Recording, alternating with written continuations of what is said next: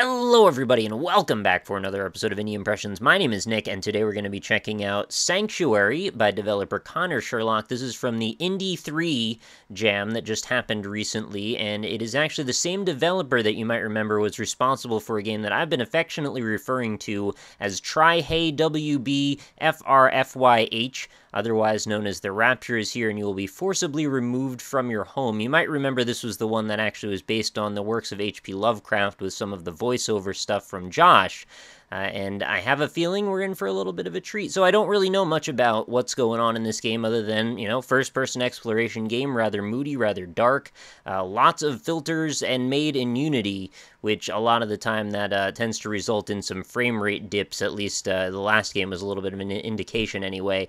So let's get a little bit of a lay of the lands here before we break into figuring out what exactly is going on. So first thing I notice, a lot of static effects going on off in the distance. We've got some very lively looking pink static happening off in what appears to be a tree line, and then we've also got some pretty powerful depth of field effects, as you can see as I raise and lower my viewpoint. Just watch the grass as it comes into focus and then sort of goes back out of focus when I go back up.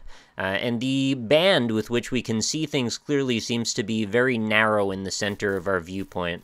So let's get a little bit of a walk around here and see if we can find anything worth noting. We've got some lovely god rays here coming through the canopy line, and we've got some very sort of melancholy skies going on off in the distance. Looks like rather cool-looking color scheme, actually. I'm trying to note if, this looks like the default Unity skybox. I have a feeling it isn't, but I might be wrong. I'm actually not very familiar with what the default Unity stuff is, but I feel like I've seen the skybox enough times that I might be able to make a guess anyway. So it seems that we've got a large open landscape here with trees on all sides. I'm looking off into the distance, and it looks like we've also got some sort of a borderline of rocks that seem to be happening. And since we've got such a crazy depth of field effect, I can't 100% say what's going on far away from me, but at least while I'm looking around, maybe we can get a little bit of a grasp on this. So we found, okay, so the grassy area has given way to what appears to be a hole in the ground with a little platform down at the bottom. Oh, and I'm also noticing there's some sort of, in addition to that noise filter with the purple static, there seems to be maybe a little bit of a, like an old-timey grain filter on top of it. Noise filter, grain filter, I'm not sure if those are necessarily different, but I thought I saw one of those, little old filmy kind of hairs hitting the frame. I don't know, maybe I'm mistaken on that. Oh, geez. It's like a bit of a spill falling off that rock. I must say the lens and light quality, and I use lens a little bit colloquially here, but I'm more referring to just the light quality of how things look, is reminding me a little bit of Dear Esther, and it might also have something to do with the fact that we're walking through a bunch of flowers and there's rocks on the side, and then we've got this very melancholy skybox that I mentioned. Ooh, this is quite pretty, actually. What am I looking for here? Oh, I think we also are approaching some music, perhaps. It seems very distant, but I thought I heard just a little bit of a chime of some sort of, maybe is it just a little synth hit or something happening far away. And it looks like I might have reached the end of this area, unless it drops down some more. Oh, geez, what's going on down here? We've got, looks like rotating cubes happening in all directions. That seems like it's beckoning to me a little bit. Also, we do seem to have some sort of an HDR lighting effect going on, where if you notice, in certain instances, we do get a good bit of a viewpoint on something, and it's like our retinas are adjusting to the light that's being focused upon. And then other times, it seems like things are surprisingly dark. I really quite like what the depth that happens with this, the green of this purple. It's almost like static electricity all just vibrating in your viewpoint. So it's also flashing quite a bit with the light focusing in. And I think I'm just going to fall in here and see what's up with that. There's probably more to see up in the forest area, but I just wanted to see. This feels like, oh, okay. I say, it feels like a thing that we were supposed to do, and it definitely was. Alright, so we seem to have fallen through to some sort of winter world, and there seems to be a trail of monoliths, which I'm going to just take the hint and follow. Normally I like to break all the rules whenever I see fit, and this is one of those times where I think I'm just going to play along just because I feel like the meat of the game is going to be along the main trail instead of, looking off the beaten path, which, like I said, I normally like to do, but in this case, there's just millions of trees off in the distance. This is reminding me also a lot of the Dark Souls New Londo Ruins area. I think it's probably just the blue quality and how everything seems to have this blue filter going over it. All of the light that seems to be coming through on things seems like it's being augmented a little bit to just be a little bit more in that blue hue range, which, you know, it certainly is good for setting a mood. And then when you combine it with the light breaking through the clouds and coming through all the trees, and then everything is very contrasty, and at times seems a little bit oversaturated, like the colors are sort of leaching through things. It's, you know, it's a cool quality. I kind of like it quite a bit. Alright, I almost lost where the next monolith was, but we're going to keep moving on. I did notice I had to turn some of the visual effects down a little bit. I'm not sure how much of a difference it made, but when I was in the original forest, when I was getting my sound levels, I was having a little bit of trouble keeping my frame rate consistent when I was going for 60 frames per second, so I actually decided we would go down to, I think it was fast in the Unity launcher, which is way lower than I normally go, but it made enough of a difference, and I value a consistent frame rate very much. We've got some very inconsistent sizes of these steps, though. And yeah, I can't actually walk up them unless I give it a jump on each one, so that's something. I'm not really sure what's up with these steps, but I'm just going to say that the world has weathered them to be inconsistent. I don't actually know. So this is rather mysterious. It's also reminding me a little bit of Shadow of the Colossus, which is always a great thing to be compared to. The sense of scale here seems quite interesting, and also, what is up with these cubes? It's reminding me also a little bit of Dream, another indie game that I've played on the channel, which had a large emphasis on rotating cubes, if I remember correctly. There was a lot of cubes in that game, but I don't remember to what consequence those cubes actually mattered. Anyway, well, I might not know what consequence these cubes actually matter either, so we'll just keep on going down this endless corridor of pillars in the hopes that maybe we'll discover some sort of sleeping giant, or, I don't know, maybe a monster of sort. There's all sorts of possibilities that could be on the other side of this bridge. Is this a bridge? I think it's a bridge. Are there cubes in both directions? There are indeed cubes in both directions. And that's today's RockLeeSmile quote. There are indeed cubes in both directions. So let's keep going. There is no run button, by the way, in case you were curious. All we have is our default movement options. We've just got to, you know, walk, WASD, look around, and spacebar for jump, and that's about it. There's a curious pillar here. It doesn't seem to belong to the pack with the others on either side of this entryway. Wait a minute. Did the pillars stop and I just didn't notice? They must have stopped and I wasn't paying attention. I got off on a tangent there and just forgot to look at what was in front of me. I do this all the time. What's going on over here? We've got another tree line. You know, the more I think about it, the more this is reminding me of Dark Souls. There were a lot of situations where there were very oversaturated looking filters on the viewpoint and then like a forest off in the distance. And I'm thinking, you know, some of the areas, no, I don't really want to name names because it is, you know, trying to pigeonhole a specific thing. But you know what I mean if you've played Dark Souls. There's definitely a few areas that give you this vibe. A lot of big open foresty things.